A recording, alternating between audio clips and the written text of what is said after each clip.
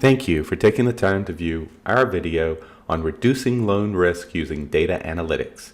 Our group included Kenji, Vinky, and Tim. Let's examine the business understanding aspect of our project. Our group chose to look at the lending data from the lending club to see if we could solve the business problem of maximizing profit, improving over the existing lending club application process.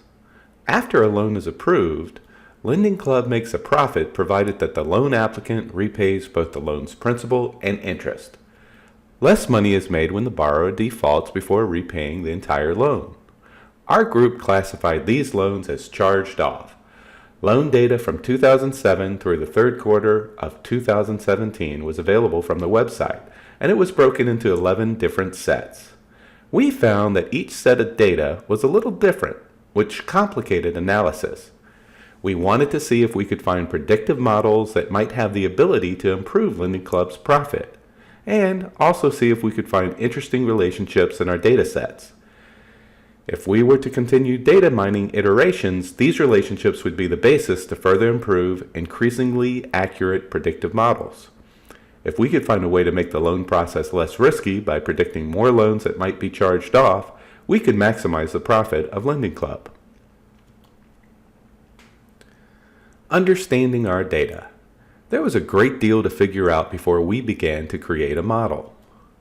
First, we wanted to note that we were looking at loans that had already been through Lending Club's risk mitigation model, so our results were dependent on their models pre-screening the loans and assigning interest rates based on the loan applicant's submitted application. It made sense to us to only look at loans that were made before 2015 because there were a large number of loans in these sets that had no final status. Hence, we would have only been able to evaluate the short-term loans in these data sets. Doing so would have biased our model by not being representative of the entire set of loans for each year. There were 151 variables in the data sets we were looking at in this time period. And looking at the 2015 data, we found that 14% of the loans had been charged off, worth $245 million. So if we could find ways of avoiding these losses, we hope to maximize profit.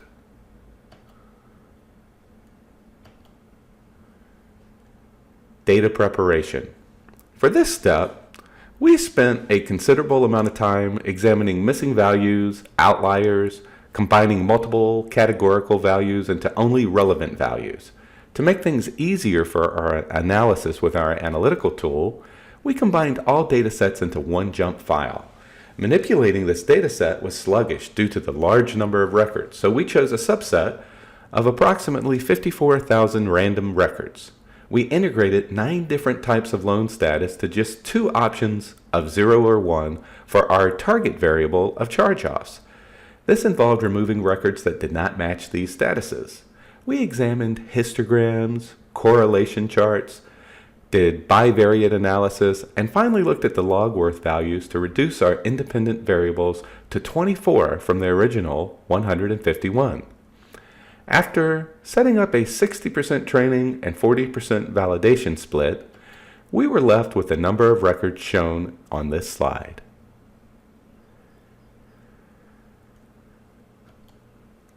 Modeling. We evaluated 3 models: logistical regression, classification trees, and neural networks. Our predictive model would produce confusion matrices that would show us how often we guessed whether a loan was charged off versus whether they were actually charged off. Here are a few important observations. First, sensitivity corresponded to bad loans that were correctly rejected. Specificity referred to the percentage of good loans that were correctly accepted. To evaluate based on profit, we looked at the average cost in 2014 of a failed loan and compared it to the profit of a good loan. The cost of a failed loan was about $6,100, and the profit of a good loan was $2,500. In observing our results, the most accurate and useful model appears to be the neural networks model. Evaluation. How did we do? Based on profit, We evaluate the models we had created, and the best profit was associated with the neural networks model, which would have saved $500,000. The logistic model did fairly well with an estimated savings of about $445,000. Finally, the decision tree model actually would have lost over $3 million. Important observations of our modeling results included: our models generally break even on short-term loans. On the long-term loans, we had a much better profit. Results weren't final. These loans were still in the process of maturing, and some of the longer-term loans had not come in yet. So this slide represented a conservative estimate of our profit. And finally, this evaluation showed that the neural network was the best performing model based on profit. Evaluating patterns. Although the logistical regression numbers were not as accurate as the neural networks model, their associated log worths bring some interesting insights into the loan data. On this slide, you can see the amount each independent variable contributed to the logistical regression model.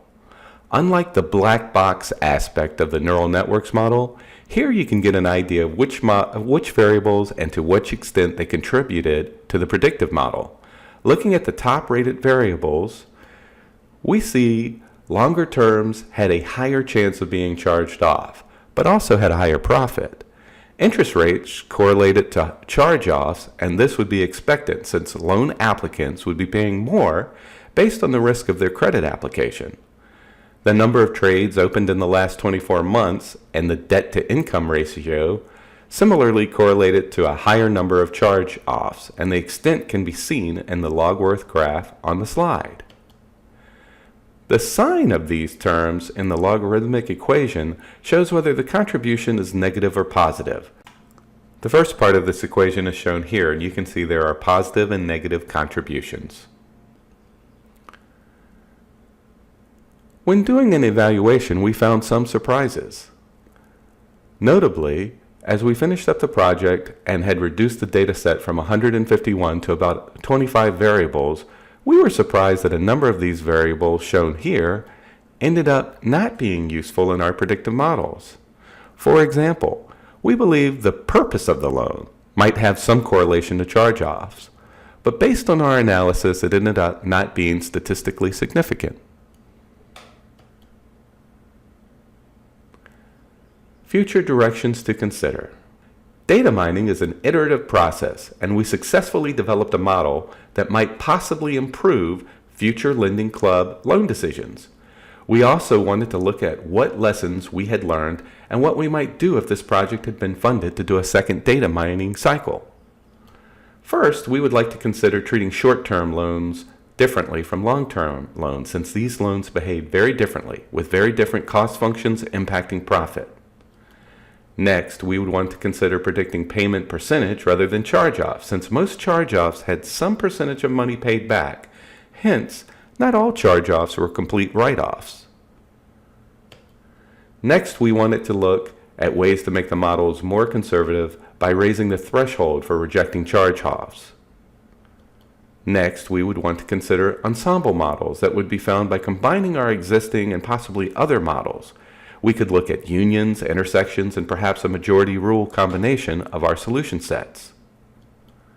Finally, we could evaluate our predictive models against other data sets that were public as well, and start looking at more recent loan data from Lending Club to see if we continue to have an improvement over their existing loan model.